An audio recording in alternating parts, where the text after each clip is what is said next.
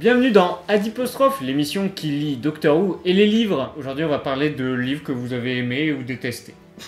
Et que nous avons lu, bien, du coup. c'est bien. Nous avons lu.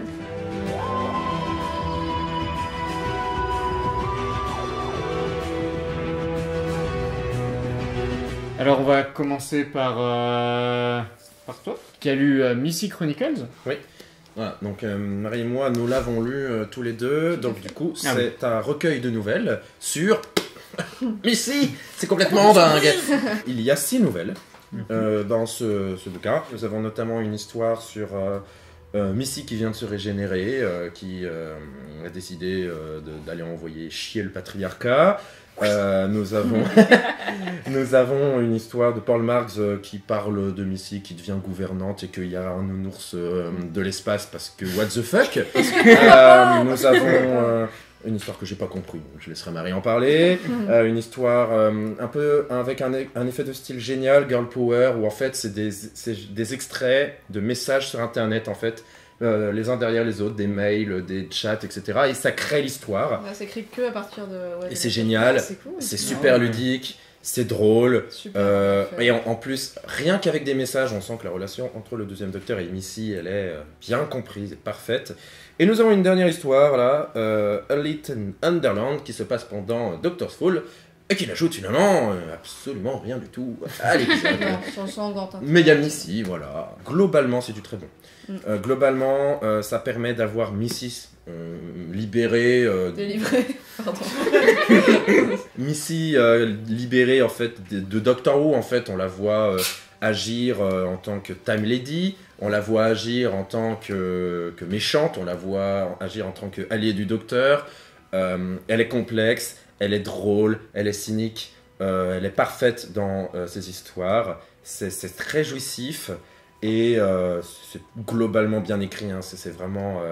c'est pas des clodos qui auraient été récupérés dans la rue, hein. C'est des auteurs qui sont certifiés, qui sont talentueux, et c'est du bon bouquin. Après, comme c'est des nouvelles, bah, c'est plus ou moins bien selon la nouvelle et selon le goût de chacun. Mais pour commencer, si vous voulez pas trop vous lancer dans des romans Doctor Who, parce que bon, déjà, c'est des livres, et en plus, c'est écrit en anglais...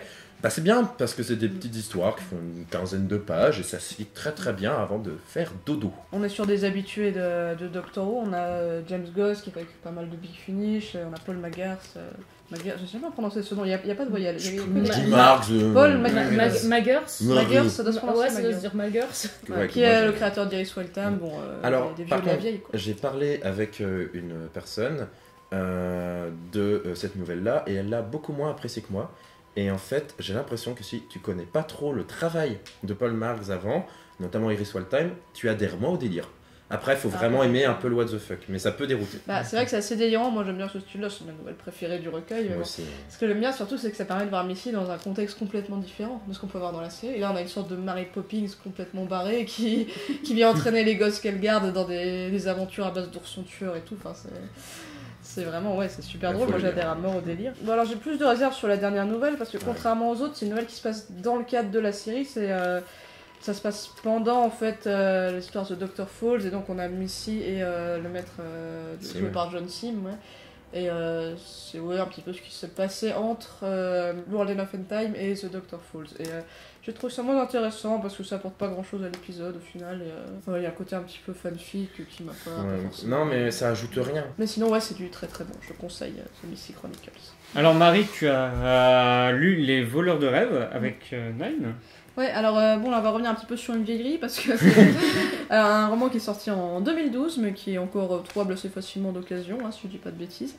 Et, Sorti en 2012 en France en ou France, en Angleterre? pardon, oui, sorti en France en 2012 en effet. Et en fait, c'est un des rares romans qui a été traduit en français aux éditions Milady. Je voulais revenir sur ce roman parce que c'est vraiment une lecture qui m'avait beaucoup marqué à l'époque. En fait, c'est une histoire du 9e Docteur avec Rose et Jack en compagnon. Donc c'est une configuration déjà qu'on n'a pas assez vue à mon sens dans la série télé, donc c'est plutôt cool.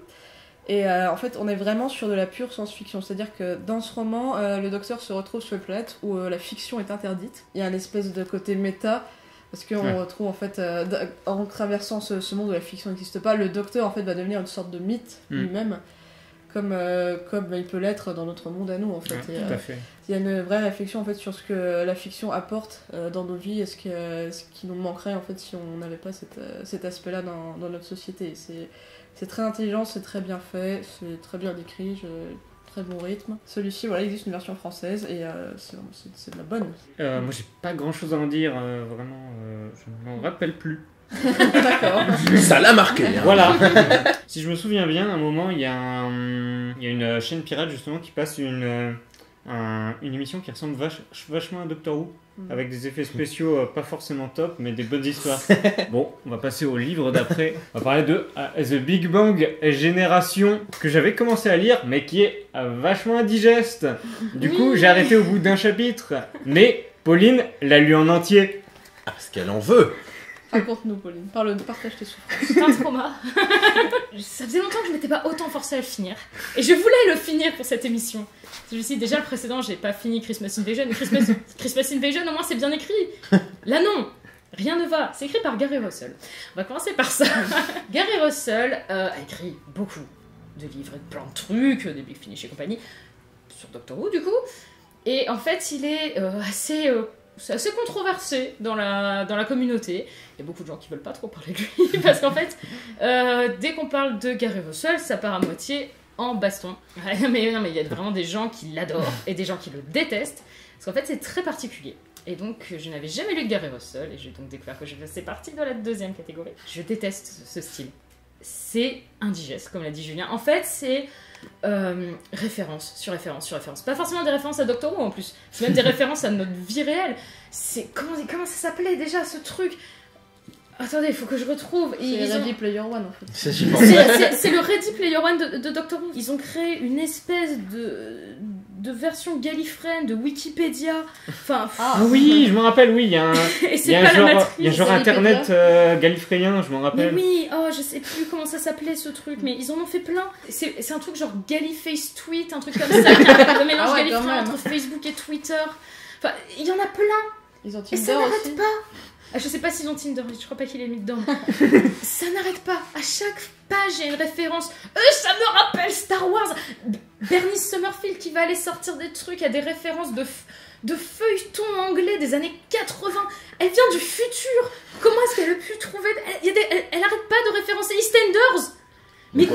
Nous, on regarde bien une série qui a commencé dans les années 60. Oui, non mais je veux bien. Mais Bernice Summerfield qui vient de plusieurs siècles dans le futur, qui connaît tous les épisodes d'EastEnders, au bout d'un moment, faut arrêter quoi. Donc voilà, en plus c'est avec Bernice Summerfield qui est un personnage avec lequel j'ai toujours eu du mal. J'ai beaucoup de mal avec Bernice Summerfield. Déjà que j'ai du mal avec River Song. Bernice Summerfield a été écrite avant, mais je lui trouve un peu le même genre de problème. Je trouve qu'elle est cheatée, en plus elle est archéologue aussi, c'est pour ça que je fais le parallèle. Et je sais pas, j'ai un truc qui me dérange avec ce personnage, j'arrive pas du tout à accrocher. J'ai entendu des audios avec elle. Pareil, j'arrivais pas à accrocher, je sais pas, il y a des personnages comme ça, on n'aime pas. Ben voilà, c'est elle. Et là, elle est avec une espèce d'équipe, elle a son fils, c'est un croisé humain d'Oberman. Ouais, en fait, c'est une arnaque, ils veulent essayer de voler une espèce de pierre. Mais donc, ils basent tout le truc là-dessus, ça fait 3 pages dans le livre. Vraiment, ça fait 3 pages. Mais par contre... on a des dizaines de pages à des références et au fils d'Oberman de Bernice Summerfield qui fait une référence méta à un truc de 2010. L'univers étendu de Doctor Who. C'est une quintessence de ce pourquoi je pense qu'il ne faut pas tout inclure dans la série. Je veux pas de croiser mi-humain, mi-Doberman qui vont sur Galliface Tweet. Personne ne veut ça. En fait, j'avais l'impression de lire une fanfic qui avait été autorisée à la publication. Je me suis pas amusée à le lire, vraiment. Ça a l'air douloureux, ouais. Assez douloureux, vraiment. Ouais, tu nous envoyais des messages pendant, t'étais au bout de ta vie. Hein. On peut appeler les secours. Je me suis forcée à lire pour l'émission et pour me dire, comme ça je pourrais dire que j'aime pas le style de Gary Russell, d'avoir une part dans le débat en fait. Voilà, donc si vous voulez faire plaisir à Pauline de Pepperpot, quand vous la croisez, vous lui offrez des livres de Gary Russell. Oh mon dieu, quelle horreur. Après, il a peut-être écrit des choses bien, mais pas celui-là quoi. Et je reconnais pas le 12e Docteur dedans. Il passe son temps sur un smartphone. Un smartphone, le 12e Docteur. Mais d'où? Ah, les jeunes. Ah, les millennials. Il a une copine, c'est une taupe. J'ai presque envie de le lire, là, plus tu m'en parles, plus j'ai envie de... Mais moi j'ai... Pas celui. C'est un hamster. C'est un hamster géant. Ça change tout. Avec une jambe cassée. Mais Mais en fait, c'est Camoulox le livre. Le premier chapitre s'appelle Too Much Information. Ça résume parfaitement ce. Voilà, donc 2 livres conseillés, un jeté. plutôt déconseillé. Hein. Et pour le coup, lui, il est en anglais, il n'existe pas en français. Mm. Ils se sont quand même rendus compte que Il ça valait sera- pas le coup de le traduire. Il sera probablement jamais traduit en français. Si vous êtes fan de Gary Russell, n'hésitez pas à nous insulter dans les commentaires. On vous attend. Venez nous chercher. J'espère que vous avez bien aimé l'émission et que ça vous donne envie de lire ou pas lire certains livres. Et, Non, lisez les autres, ils ont l'air bien. ouais, les autres, Missy me donne bien envie. À une prochaine pour Adipostrophe ou Interdit Story ou que sais-je. Il y a plein d'émissions sur cette chaîne. Ouhou. Donc Dis donc, c'est la folie. abonnez-vous. Salut. Salut.